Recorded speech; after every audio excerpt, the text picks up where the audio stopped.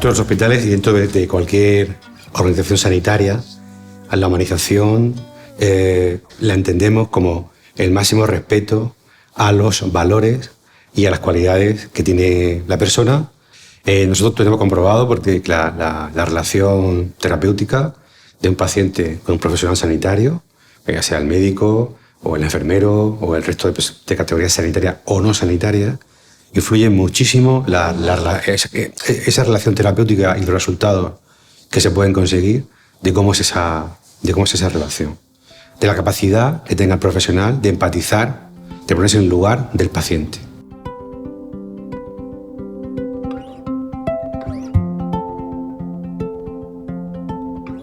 Pues mira, nosotros cuando se amplió el hospital y se realizó la obra nueva de la zona materno-infantil, se decidió hacer una radiología enfocada a los niños, pediátrica, ¿vale? Entonces se pensó en hacer un TAC específico para poder ser utilizado con niños, no tener que hacer este tipo de pruebas fuera de Murcia, y una resonancia magnética. Entonces, cuando el niño entra en la sala de TAC, se ve inmerso en ese fondo marino. No se visualiza absolutamente nada en blanco como estamos acostumbrados en un entorno hospitalario. De forma que como está en una realidad paralela y se olvida un poquito realmente, ¿no?, de lo que va a suceder. Nosotros desde enfermería hacemos mucho hincapié en eso, en que sea un efecto sorpresa. El Resonauta es precisamente el proyecto que nos propuso la Fundación Aladina para enfocar cuál iba a ser todo el circuito que el niño realizase. Entonces, cuando él llega, nosotros le hablamos de que vamos a entrar en una especie de nave espacial donde va a tener una experiencia multisensorial, ¿no?, una experiencia en la que él va a visualizar una serie de imágenes, y lo más, digamos, impactante para ellos es cuando le decimos que dentro de esa experiencia ellos pueden estar visualizando una película. Entonces, en ese tiempo de todo el estudio, al niño se le colocan unos cascos y unas gafas virtuales a través de las cuales el niño está viendo una película como si estuviera tranquilamente en una sala de cine. Y lo más curioso es que si nosotros tenemos que entrar en sala, él puede visualizarnos también y puede escucharnos perfectamente. Entonces, que el niño esté en un ambiente totalmente relajado porque está viendo una película hace que en un porcentaje muy alto no tengamos la necesidad de sedar al paciente. Entonces es muy práctico, muy seguro y muy lúdico.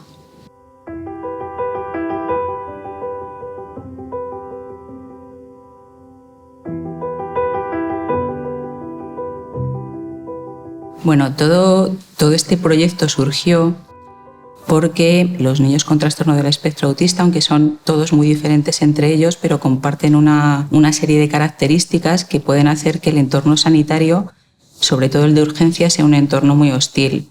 Son niños con unas interacciones sociales alteradas, no entienden, no comprenden bien qué pide de ellos el entorno de urgencias, no entienden por qué tienen que esperar, por qué se les va a explorar. La sala se inauguró hace unos 3 años y esto es fruto de una necesidad de atender a estos pacientes, sobre todo en los tiempos de espera. Pues esto le garantiza el hecho de estar en un sitio específico para ellos. Disponemos en la sala de distintos recursos para comunicarnos con el paciente, ¿de acuerdo? El primer recurso que utilizamos es la tarjeta TEA, ¿no?, que es unas características propias del paciente, son personales, y ahí nos indican qué comportamientos ellos están asociando, por ejemplo, al dolor. Luego también tenemos el instrumento de los pictogramas, que crean historias sociales, que son una consecución de dibujos que están normalizados, que ellos entienden, que no pueden expresar, pero sí la entienden por medio de esos dibujos. Tenemos también una tablet que hay programas específicos con el que ellos van poco describiendo qué es lo que le pasa o qué es lo que necesitan o qué es lo que queremos nosotros de ellos. Realmente empezamos todos, yo la primera, a entender un poquito el autismo a través de mi familia. O sea, que es algo que es increíble, pero los sanitarios no lo hemos conocido hasta hace muy poquito. Era algo que en educación se conocía, pero en sanidad no. Y por desgracia ellos utilizan mucho la sanidad porque tienen muchas comorbilidades y vienen mucho. Entonces a él le ha ayudado tanto que ahora cuando venimos es otra situación, totalmente distinta.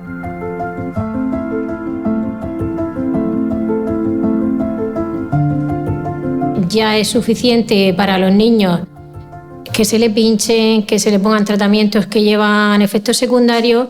Si hacemos que todo sea en un entorno un poco más llevadero, infantil o adolescente, porque también cogemos adolescentes, la mente también te va a hacer distraerte y que todo se lleve un poquito mejor, porque son tratamientos muy duros. Entonces se pensaron en 2 espacios totalmente diferentes. Uno ambientado con cosas de niños, cocinitas, cochecitos, y el otro más el tema tecnológico que es el adolescente. Son niños que vienen de forma asidua o semanalmente o quincenalmente o una vez al mes. Tienen que venir al hospital, algunos ya de por vida. Por lo menos mientras que no haya algún otro tratamiento mejor que el que tienen que ponerse en el hospital. Entonces, ya desde que llegan tenemos una sala de espera adecuada con ellos, con juguetes, con libros para que la espera sea pues ya llevadera. Y luego cuando están durante el tratamiento, pues intentamos, aparte de la técnica que tienes que pincharle, que eso no se puede evitar, pues jugamos con ellos, que se entretengan, que se les pase el tiempo, una película, y van pasando por allí también pues los payasos que tenemos, Poppy Clown del hospital. Son enfermedades raras, diagnosticadas algunas del nacimiento, a veces otras más tardías, pero ya tienen un diagnóstico de una enfermedad rara y vienen a su tratamiento o a pruebas diagnósticas para ir viendo la evolución del niño según su crecimiento. Al principio, ya estamos aquí ya 6 años viniendo. Al principio le costó un poco porque venía con miedo, no sabía dónde venía. Entonces los primeros días que estuvimos aquí venía con un poco de miedo.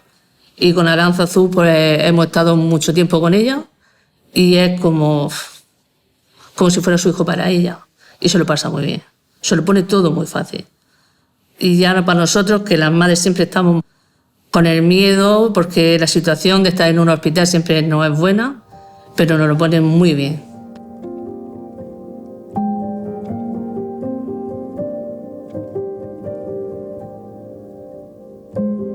Sí que es cierto que en atención primaria, en la educación maternal, a las mujeres pues sí que les presentábamos antes vídeos, pues cómo te van a poner la epidural. Pues las matronas de atención primaria sí que formaban bastante bien a las mujeres, pero cuando llegaban aquí, este es un hospital muy grande, con una envergadura muy grande que atiende a las mujeres de casi toda la región. Entonces, claro, ellas venían como con muchos miedos, con muchas preguntas. Entonces consideramos, nos ofertaron y vimos este tipo de aplicaciones, nos pareció una buena idea de cara a que esas mujeres vinieran aquí ya, pudiendo haber visitado el hospital, podían ya saber a qué venían, qué iban a encontrarse y además ver qué era lo que tenían que traer en cuanto a documentación, qué se le iba a hacer y todo ese tipo de cosas. El recorrido empieza en el parking del hospital. O sea, la primera grabación es saliendo del parking, tanto si voy a la puerta de urgencias como si voy a una consulta o si vengo a parir, se baja la rampa del hospital y se abre la puerta. ¿Dónde tengo que dirigirme? Desde el principio. Entonces, yo estoy en mi casa y digo, voy a urgencias, pincho urgencias, sé por dónde voy a entrar, quién me va a recibir y qué es lo primero que van a hacer conmigo. Tengo una cita de una consulta. Consultas. Te abren las distintas consultas que hay y te dicen también cuándo tienes que ir y qué tienes que llevar. Y así. La mayoría de las mujeres de Murcia vienen a parir a nuestro hospital. Es un macro hospital, es un hospital grandísimo. Y la verdad es que te pierdes si no lo conoces. Cuando uno se va, por ejemplo, tú te vas a un hotel, vas a reservar un viaje y ves vídeos de la ciudad, ves vídeos del hotel. Quiero ver hasta el cuarto de baño donde voy a estar. Pues esto, que es el viaje más importante de tu vida, que es que tu hijo venga al mundo, pues es muy cómodo para ellas.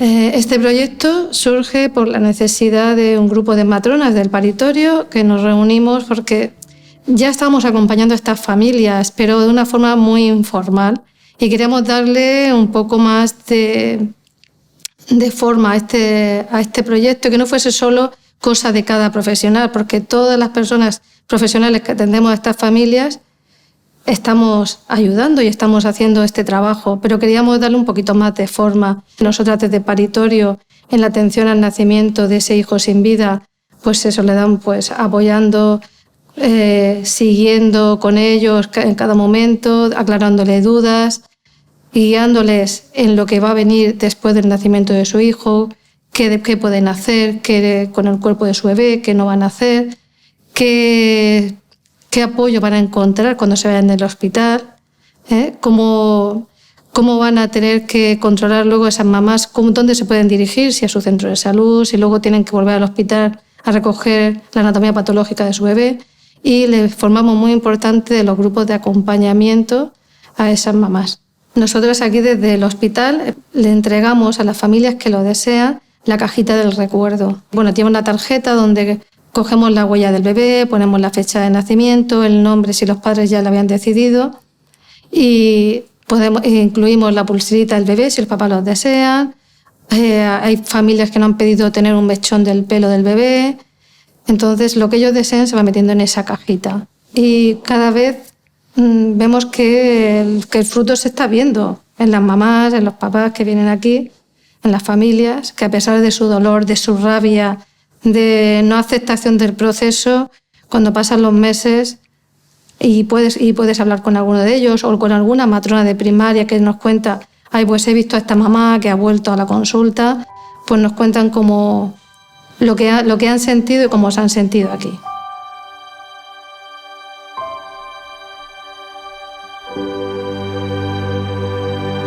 Pues el proyecto A Segundas Víctimas consiste en prestar atención y ayuda a esos profesionales sanitarios que se han visto como implicados en un efecto adverso grave. Es decir, los profesionales sanitarios pues, se han visto implicados en un error, en una actuación que no tendría que haber pasado, en un accidente que ha acabado repercutiendo en el paciente de forma grave, y eso hace que el profesional pues, se sienta mal, pueda tener problemas psicológicos, descansar mal, tener consecuencias a largo plazo incluso de dejar su práctica asistencial, y entonces este proceso lo que pretende es prestar ayuda a esos profesionales que se ven inmersos en eso. Estamos ahora mismo en la primera edición de estos cursos, que se inscribieron más de 100 profesionales sanitarios, y consiste en una formación online de 4 módulos, ¿vale?, escalonadas que van en ascenso. Primero se habla de efectos adversos, luego de qué son las segundas víctimas, un poco contextualizar el problema, y ya el último módulo sería pues cómo hacer una primera atención a esas segundas víctimas. Luego cada módulo tiene una autoevaluación y al final una prueba final. Va muy enfocado a cómo hacer esa primera atención a la segunda víctima y también el qué no hacer, porque el no hacer también es importante, ¿no? Qué cosas no hay que hacer con esa persona cuando se ha visto implicada en este proceso.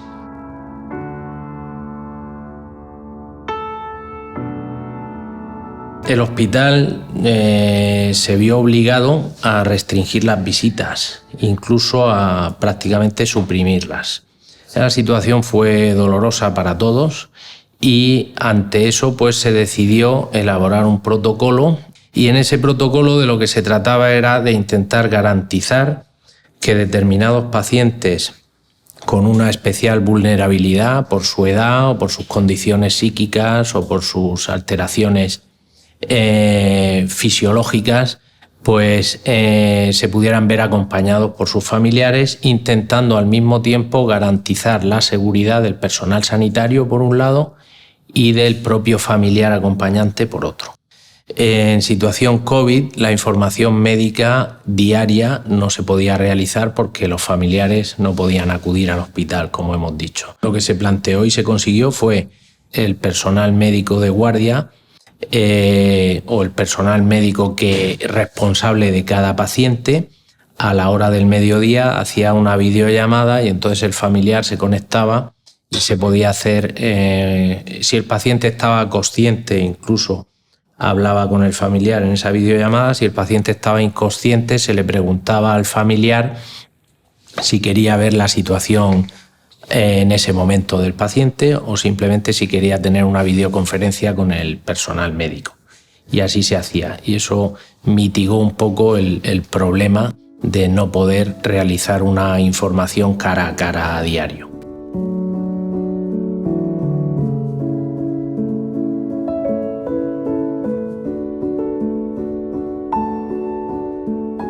Cuando los pacientes llegan al servicio de urgencias de un hospital, son pacientes con una vulnerabilidad muy alta, con unas necesidades no solo sanitarias, sino también sociales que tienen que ser atendidas.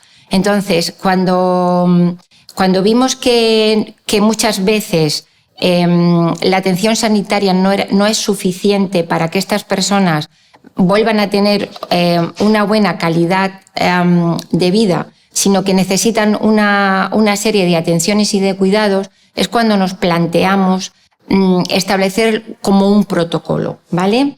Dentro de este colectivo, por ejemplo, están las personas mayores de 70 años que viven solas o que viven con un cónyuge que también tiene una edad similar, con lo cual los cuidados no siempre pueden estar garantizados. Estamos hablando de personas que tienen toxicomanías. Estamos hablando también de personas dependientes que no tienen quien las cuiden. Estamos hablando de mujeres víctimas de violencia de género. Es verdad que siempre ha habido una separación entre el ámbito social y el ámbito sanitario, pero si no damos una respuesta integral a los pacientes, esto hace que no tengamos éxito muchas veces en la intervención. Pues cuando detectamos esos casos que también tenemos que empezar a detectar, pues es cuando nos planteamos qué está fallando. Si no está fallando el sistema sanitario, ¿qué está pasando? Pues a veces es que no hay un cuidador, a veces que es que el cuidador es muy mayor, a veces que es que no hay recursos económicos para comprar esa medicación. Todo eso lo tenemos que coordinar para que al alta hospitalaria todos esos recursos que se necesitan, pues los podamos utilizar.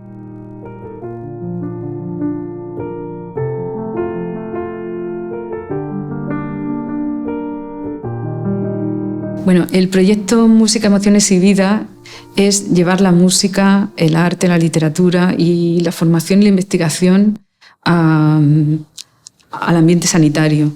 Y cuando todo lo que hemos hecho llevando la música han sido audiciones en directo en oncología médica, oncología radioterapia, en UCI, también en planta a demanda de profesionales y pacientes ingresados y en salón de actos. Tras un diagnóstico impactante, luego tratamientos duros, el camino es largo. Entonces, acompañar a esos pacientes y a esos familiares a lo largo de todo el camino, pues es súper importante. Y a lo largo de estos cuatro años, lo más gratificante para mí ha sido comprobar cómo esos pacientes ingresados en UCI, ingresados en planta, que están recibiendo un tratamiento, cómo realmente ha acompañado a esos pacientes, ha acompañado esas soledades, esos silencios que a veces son ensordecedores, y ha puesto luz y color a esas sombras y ha aliviado, porque realmente lo he podido comprobar, ha aliviado esas soledades, esas penas, ese dolor, esa tristeza y esa incertidumbre que es muy, muy difícil de llevar. Es una maravilla. Ahí ves como el ser humano, la bondad del ser humano. Ahí, eso es humanidad.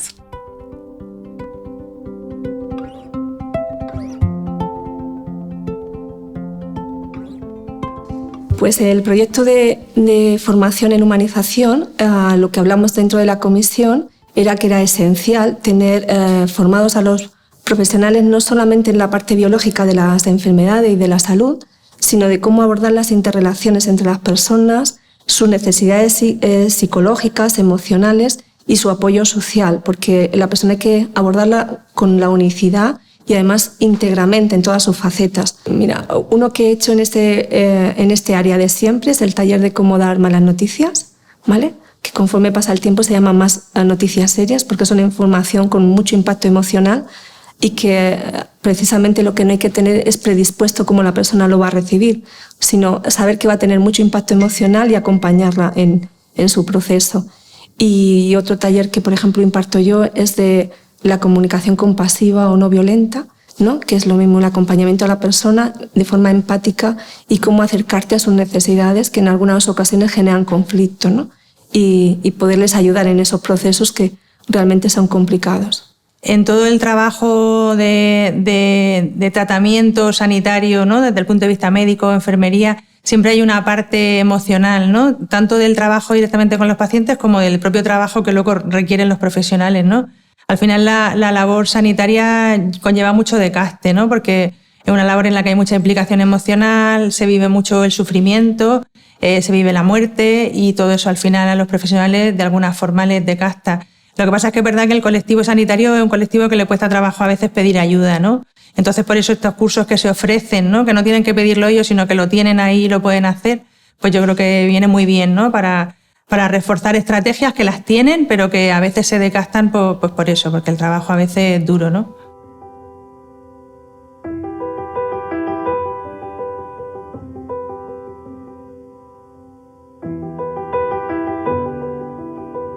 Es importante destacar que la mayor distancia que hay dentro del recinto hospitalario es justo entre el hospital de día y el servicio de farmacia, y que en el hospital de día están las consultas de oncología y de hematología. Es decir, hasta hace poco más de un año, los pacientes oncológicos y hematológicos iban a la consulta médica en el hospital de día y a partir de ese momento tenían que recorrer la distancia que hay hasta el servicio de farmacia para recoger la medicación que prescrita. El planteamiento del servicio de farmacia fue acercar el servicio de farmacia a los pacientes y el planteamiento fue crear una consulta de atención farmacéutica en el propio hospital de día, en concreto en la planta -0 o planta baja del propio hospital. Hemos conseguido que los pacientes sin salir del propio edificio pasan una consulta médica y antes de salir del propio edificio pasan por la consulta del servicio de farmacia y recogen la medicación, con lo cual nos permite dar una atención farmacéutica de la máxima calidad. A raíz de la pandemia y de la publicación del Real Decreto Ley 2120, si no me falla la memoria, en junio del año pasado, creo que es del 9 de junio, eso nos permitió crear un sistema regional de dispensación de fármacos a domicilio. El servicio de farmacia llama a los pacientes, hace su atención farmacéutica, consulta lo que tenga que consultar, que no haya problemas, y a partir de ese momento el servicio de farmacia lo que prepara es un paquete con la medicación a remitir. Paquete perfectamente identificado, si tiene que ir a conservarse en frigo, si no tiene que conservarse en frigo, etcétera. Nombre del paciente, dirección, teléfono de contacto, y es una empresa contratada por el Servicio Murciano de Salud, ni por el propio hospital, es de una estructura de toda la región, que recoge diariamente la medicación aquí, normalmente suele ser sobre mediodía, y utiliza la tarde para ir repartiendo a los domicilios.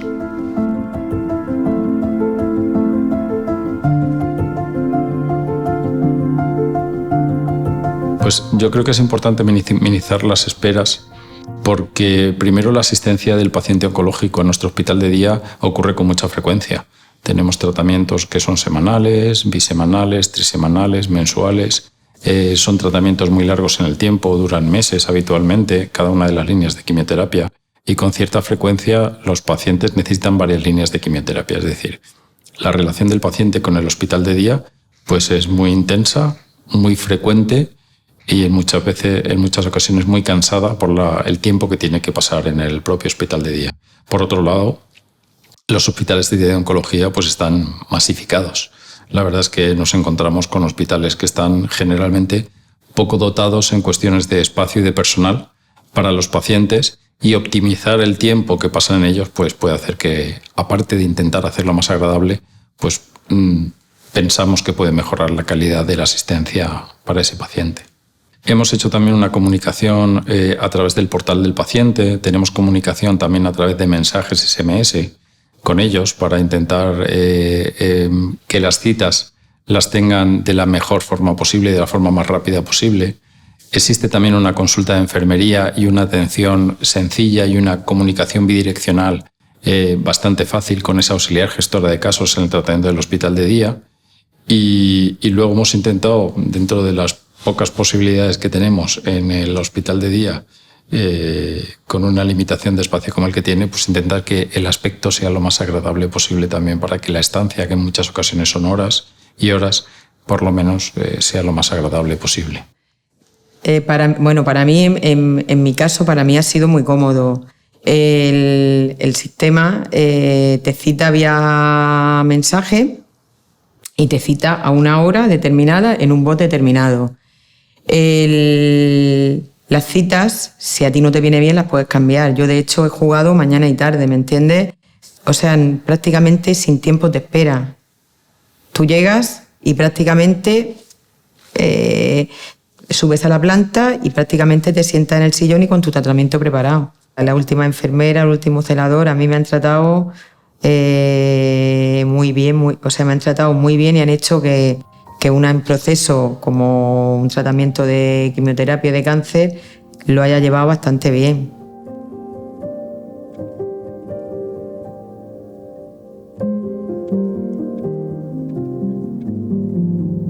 Antes estábamos trabajando en la planta del Hospital General, la tercera centro, compartiendo habitaciones, compartiendo equipo con otros compañeros, con el servicio de cirugía cardíaca, de cirugía hepática, del resto de los trasplantes, de los nefrólogos, los trasplantes renales.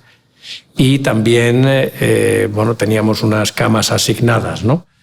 Desde hace muchos años nuestra propuesta era tener un servicio independiente habilitado para los trasplantes de progenitores hematopoyéticos, de médula ósea y las terapias avanzadas que necesitan cuidados especiales, un aislamiento especial, y es la gran innovación que se ha realizado, ¿no? Ahora mismo estamos en el Hospital Materno-Infantil con una planta entera de 22 camas especialmente acondicionadas para este tipo de procedimientos, de aislamientos, unos aislamientos largos.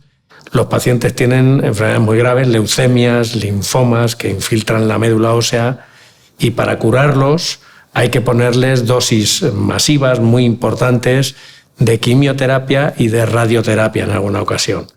Esas dosis masivas de quimioterapia eliminan la leucemia, eliminan la célula maligna, pero también eliminan las células normales, de manera que el paciente se queda sin defensas en absoluto durante unas cuantas semanas y necesitan un cuidado intensivo, y por eso necesitan este aislamiento, estos cuidados tan especiales.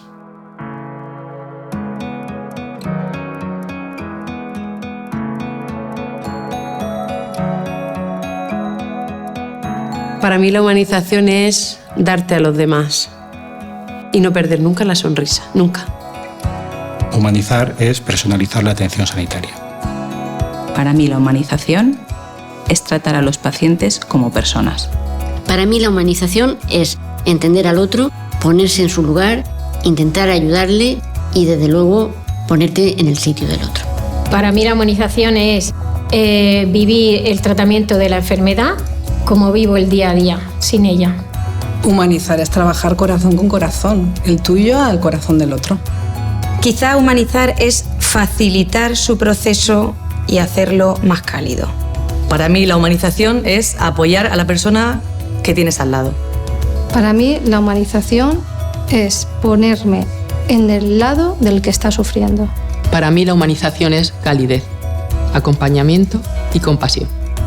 La humanización para mí es tratar a los pacientes como nos gustaría ser tratados en caso de que fuéramos pacientes. Para mí la humanización es la escucha y el acogimiento de una persona.